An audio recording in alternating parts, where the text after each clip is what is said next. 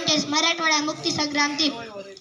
मी आज तुम्हाला मराठवाडा मुक्ती संग्राम दिन याविषयी थोडक्यात 2 शब्द सांगते, ते तुम्ही शांतचित्ताने ऐकावे हीच मी नम्र विनंती करते।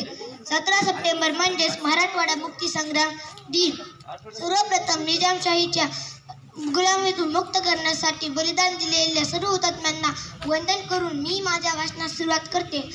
निजाम रजाकार निसर्गाची आमची लढाई, क्रांतिकारी इतिहास आणि पराक्रमी आमचा बाणा, राष्ट्रभक्त संग्रामवीरांच्या मराठवाड्याचा आम्हाला सदैव अभिमान, राष्ट्रभक्ती उन्नतीसाठी नेहमीच आमचा ताठ कणा।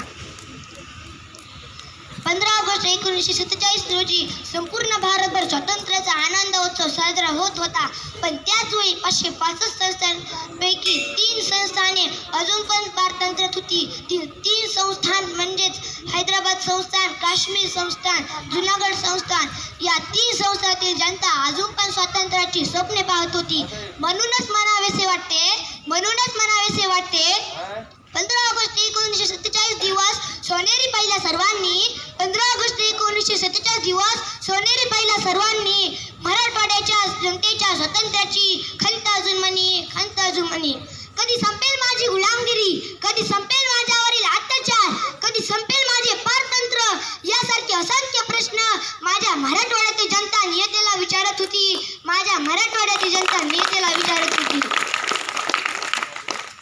15 ऑगस्ट दिवशी संपूर्ण भारतभर आनंदोत्सव साजरा होत होता आणि मराठवाडा निजामाच्या विखाड्यात कडवटपणा अनुभवत होता। आपण सर्वजण ह्या भारत मातेचे लेकर, काही ना एक नाही, काही ना वेगळं नाही, असे का? असा प्रश्न मराठवाड्यातील देशभक्तांना, शूरवीरांना यातूनच निर्माण झाला। मराठवाडा मुक्ती संग्राम लढा।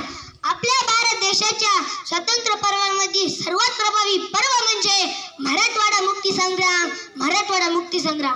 आणि आपल्या भारत देशाचे गृहमंत्री सरदार वल्लभभाई पटेल हे अखंड भारताचे स्वप्न पूर्ण करण्यासाठी प्रयत्न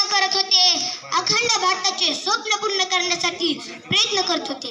निजामशाह शरण येत नाही हे लक्षात येताच भारतीय प्रशासनाने 13 सप्टेंबर 1948 रोजी लष्करी मोहीम राबवली।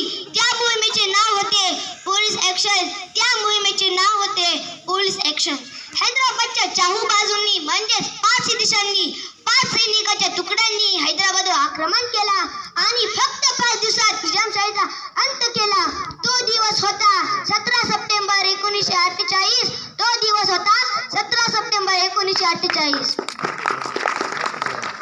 13 महिन्यानंतर मराठवाडा निजामशाहीच्या अत्याचारातून मुक्त झाला।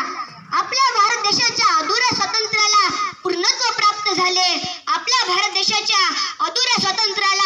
प्राप्त झाले।